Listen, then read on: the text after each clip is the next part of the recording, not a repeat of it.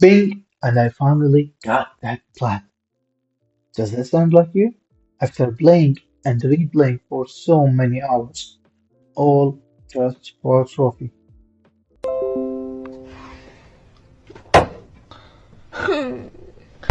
But it does give you that satisfaction and make you feel like you're obsessed or even addicted.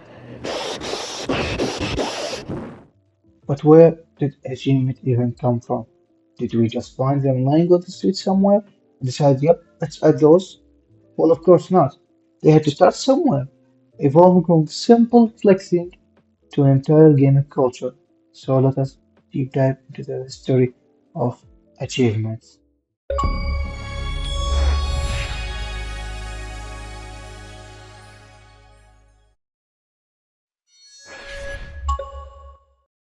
Before achievement and trophies, there was only one way to prove you were any good at a game: high scores. Back in the 80s, arcades were the main gaming platform for most, and high scores were your way of saying, I am the best. Being on top of the leaderboard was proof of your skills, but high scores weren't permanent. At any moment, if the machines were unplugged, all your hard work was gone.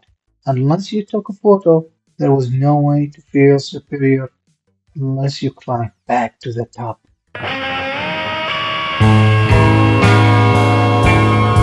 And then home gaming consoles came, hitting like a truck, removing the leaderboards and making beating the game the main goal. Consoles like the NES and Sega Genesis had games like The Legend of Zelda, which rewarded the players for their skills with secret endings or hidden unlockables. But still, there was no way to prove to the world that you did something thought to be impossible, like beating Contra without using the Konami code. The only thing you could do was tell your friends and pray that they believed you. As gaming kept evolving, devs started editing in-game challenges. Not really achievements, but they were on the right track. Games like GoldenEye 007 had secret mission objectives that, upon completion, gave you new cheats and weapons. Tony Hawk's Pro Skater gave layer goals like collecting the letter to spell skate or landing a 900. And Metroid, it rewards players who finish the game faster with a, well, less armored version of Samus. Oh yeah, look at those pixels. With these challenges, they actually had a reason to replay the game, but still, there was no universal system to track these accomplishments. If you unlock something cool, it stayed in that game and nowhere else.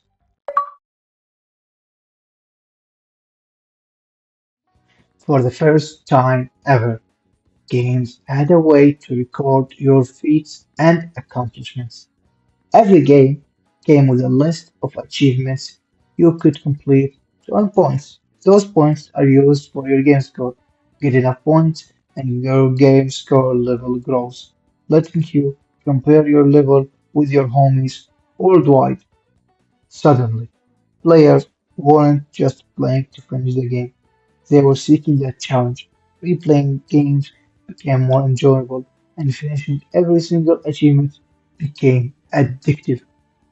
Some achievement felt impossible, but it was working, and with Xbox proving achievement worked, everyone began editing them.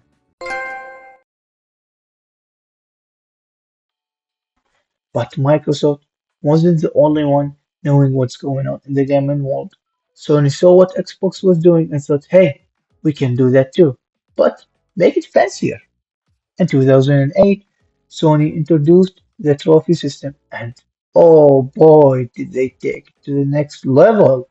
Instead of just points, you get shiny trophies, which is bronze, silver, gold, and the holy grail, the platinum trophy. The platinum trophy became the ultimate flex. It wasn't just about finishing the game, it was about mastering it. Every hidden collectible, every insane difficulty, Every grind-worthy task, you had to do it all. And when you finally got that platinum, oh, the satisfaction was unreal. And suddenly, gamers weren't just playing for the fun of it, they were playing for the glory. The Platinum Trophy became a badge of honor, a way to show the world, yeah, I am built different.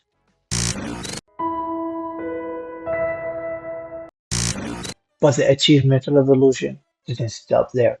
Steam jumped in, bringing achievement to PC gamers. And Nintendo, well, they took their sweet time, but even they couldn't resist the allure of giving a challenge. Steam made it more social, letting you show off your achievement to your friends. And Nintendo, they kept it low-key, with in-game milestones that still gave you that sweet, sweet sense of accomplishment. But no matter the platform, one thing was clear. Achievement and trophies had changed gaming forever. They turned casual players into perfectionists, and perfectionists into, well, let's just say, some of us started to need help. But with a great accomplishment came a great need of time, and sometimes obsession. Some achievements felt like they were designed by actual demons. Beat the game on the hardest difficulty without dying, collect 10,000 of this random item, and spend 100 doing the same thing over and over. For some, achievement became less about fun and more about the grind. The thrill of the hunt turned into an addiction, and the line between dedication and deranged started to blur.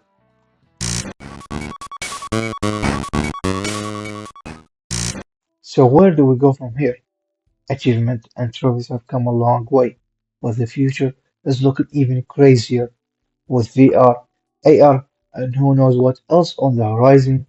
Achievements are evolving too. Imagine unlocking a trophy in real life or getting an achievement for something you did outside of the game. But no matter how they change, one thing remains for sure. Achievement and trophies aren't going anywhere.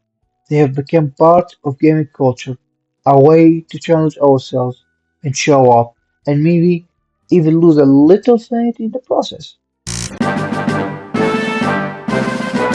But why?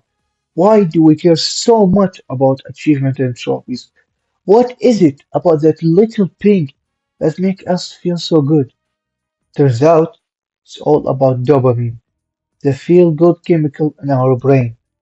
Every time we unlock an achievement, our brain rewards us with a hit of dopamine, making us feel accomplished and motivated to keep going. But this can also lead to obsession. Some players spend hundreds of hours grinding for that one achievement, chasing the next dopamine hit. It's a fine line between healthy competition and a full-blown addiction. Let us take a look at some of the most infamous achievements in gaming history, the ones that made players scream, cry, and question their life choices. First, Mile High Club. Call of Duty 4 Modern Warfare, which wants you to complete the game final mission on veteran difficulty in under a minute.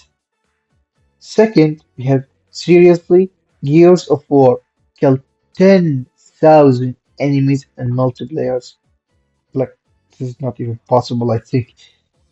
Third, we have the insane World of Warcraft, complete a series of ridiculously difficult tasks across multiple expansions. So, you need money and you need a ton of time. These achievements aren't just hard, they're brutal. But for some players, the challenge is what makes them so rewarding.